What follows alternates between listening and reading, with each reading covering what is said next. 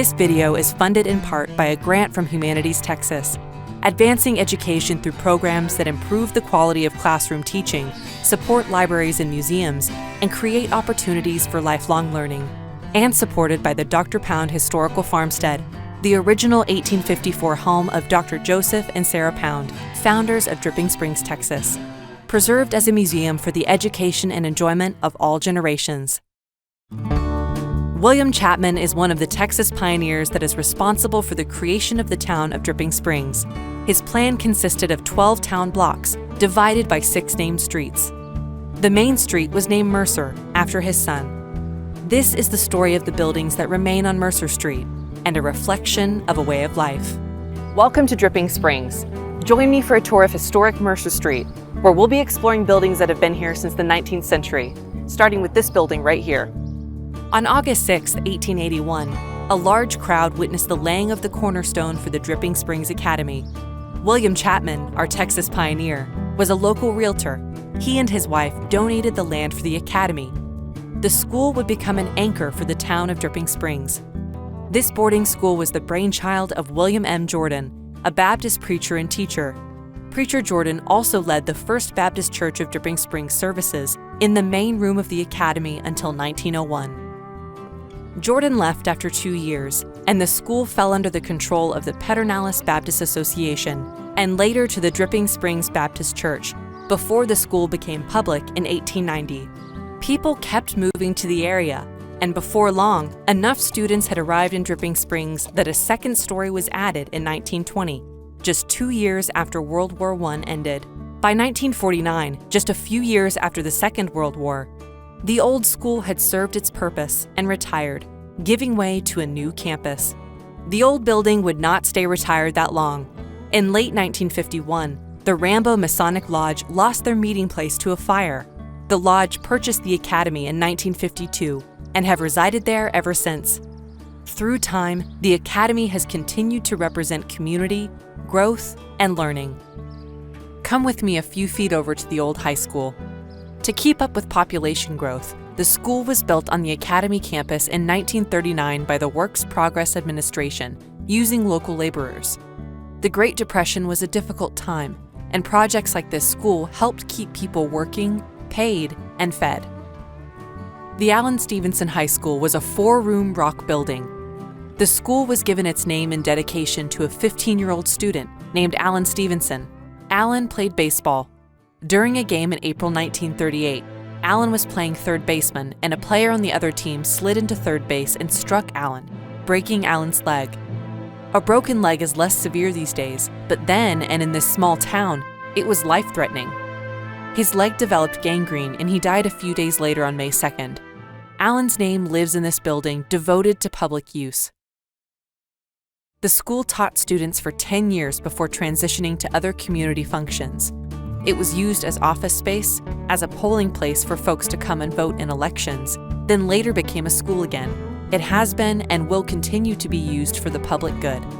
The close proximity of both the academy and the high school offer a reminder of how a small community functioned, where everybody knew everybody else, and the kids of town could gather in just a few rooms for school, where a young man named Allen would be forever remembered by a town that was one big family. Nestled nearby is the rinky-dink domino hall. Playing dominoes was a very popular pastime, and most rural towns had a domino hall where folks would come and play for a relaxing evening. In Dripping Springs during the late 30s, in the Great Depression, folks would set up a table under an oak tree on Mercer to play. After a few years and a few thunderstorms, the players decided they needed a physical place to play, a place with walls and a roof. One of the players bought $50 worth of materials, and with some help, constructed a small building with enough room for 2 tables to play dominoes. Let's continue on with buildings facing out onto Mercer Street, starting with the Patterson Mercantile Store. In 1906, J.L. Patterson bought this story-and-a-half limestone building to be a mercantile store, a type of general store that sold all sorts of goods to the community. In 1938, the building burned, leaving only a limestone shell. It was later rebuilt as a 1-story building and changed owners several times. It is now a shop called Vintage Soul. Next door stands a building not quite as old, but enjoyed by many as the Rock Cafe. In 1940, Fritz W. Miller, a Texaco product representative, wanted to buy a couple of lots on Mercer and build a Texaco station. In addition to his station, he thought it would be a good investment to build a cafe next door. The little cafe stayed in business until 1956.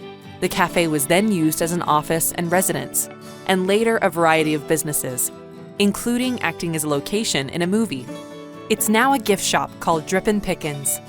Fritz W. Miller Texaco station sits nicely next to the cafe. The station was built during the same time as the cafe and shared a similar fate, as did all of the gas stations along Mercer Street. The rerouted Highway 290 went through Dripping Springs in 1957. This also rerouted traffic, and all stations moved to sites alongside the new highway. The Texaco would cease operations in 1960. The small building never quit serving the public and retained its original look. It's housed multiple businesses since and is now an event venue called the Station on Mercer. Its quaint historical past has been its main drawing card and will continue to be. Down Mercer Street a bit, we come to the Garnett Buildings. This block of land always seemed to have a knack for aiding the transportation industry. Early on, it served as a livery stable where people could come to town and leave their animals, like horses, to be taken care of while they shopped or took care of other business. As part of the business, horses, buggies, and wagons could also be rented. In 1904, the Garnetts bought the property and continued to run the livery business.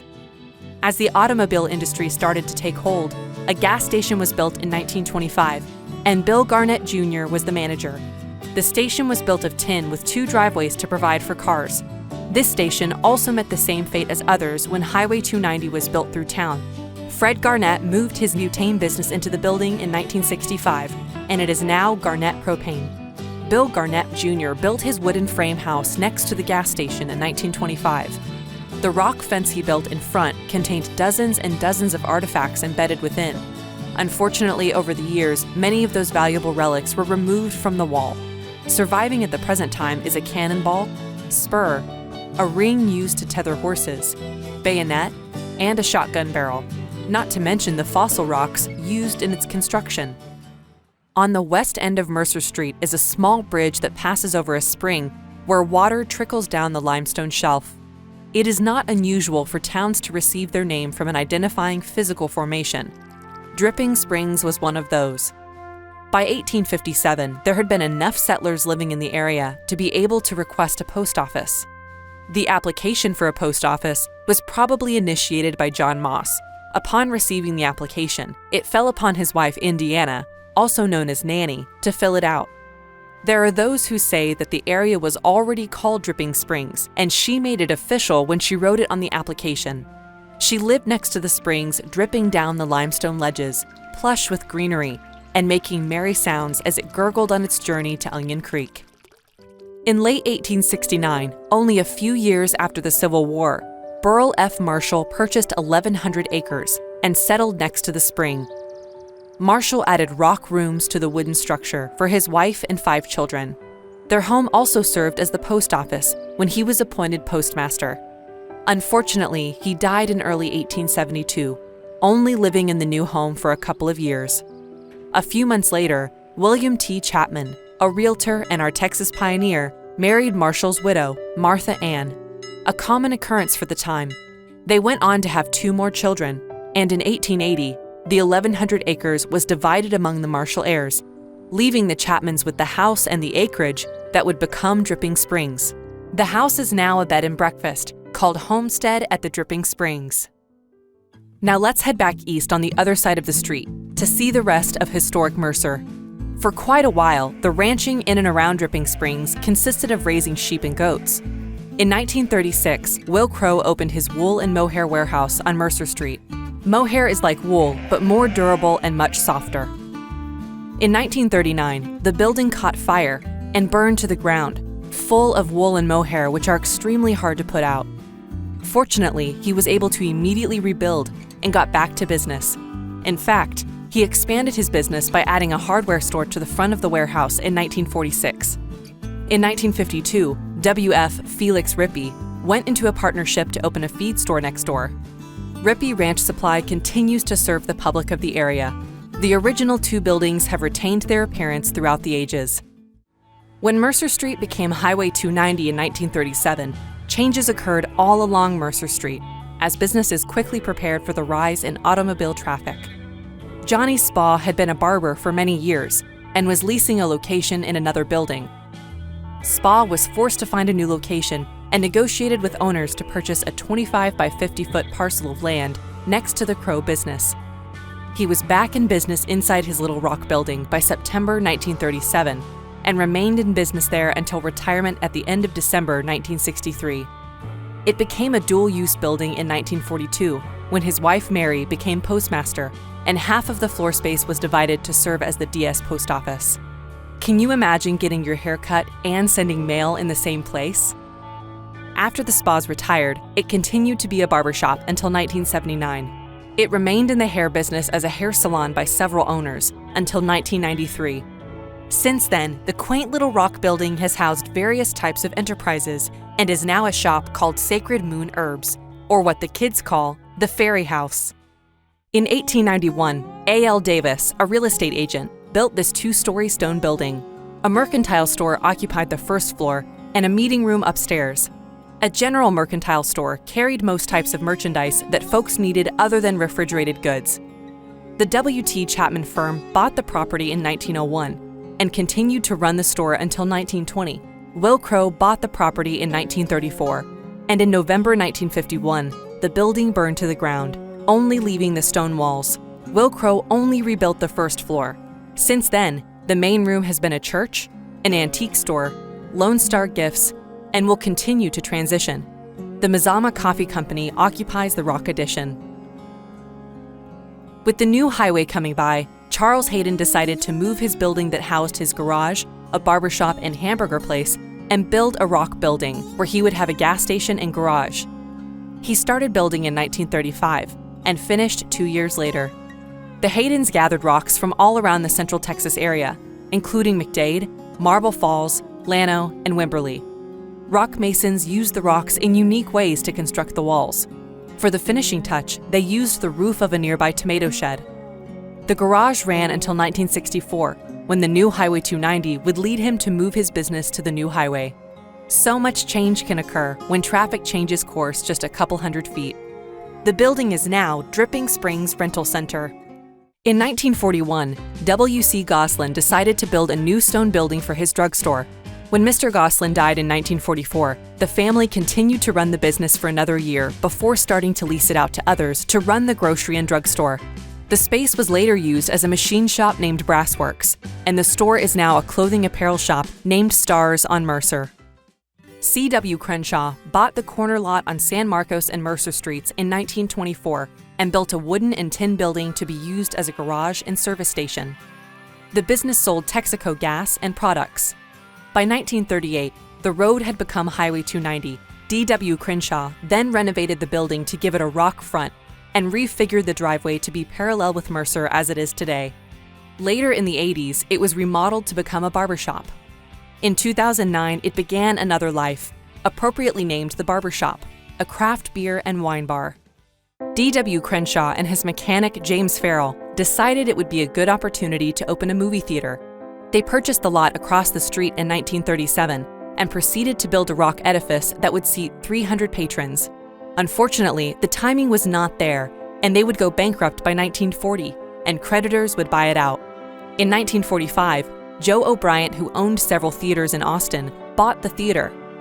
It was called Dis-Tex and only showed films on the weekend. Folks enjoyed their last film at the Dis-Tex in 1948. The seats were removed, and it was used as a warehouse for some time before being repurposed into a bank. For the last building, we cross Mercer and make our way back to the academy where we started. C.S. Graham bought 2 lots in 1884 and built his house. The house was lived in by several families, many whose names you've already heard. In 1934, W.C. Goslin purchased the home. When the house was built, the front porch faced Old Fitzhugh Road, but around 1925, either because of a fire or possibly just a remodel, the house was rebuilt around the fireplace, but with the front porch facing Mercer Street. Yet another reminder of the evolution of Mercer Street. The house is now home to Erickson & Associates Realty Group. If you have the opportunity, experience this tour for yourself in person. Pick up or download a Mercer Street historical walking tour booklet. They can be found online, linked in the description section of this video, in person at the Dr. Pound Historical Farmstead, or at the Dripping Springs city offices. For more insight into what life was like in Dripping Springs, visit the Dr. Pound Farmstead. The preserved 1854 cabin and farmstead, full of items and stories, capture the details of Texas frontier living.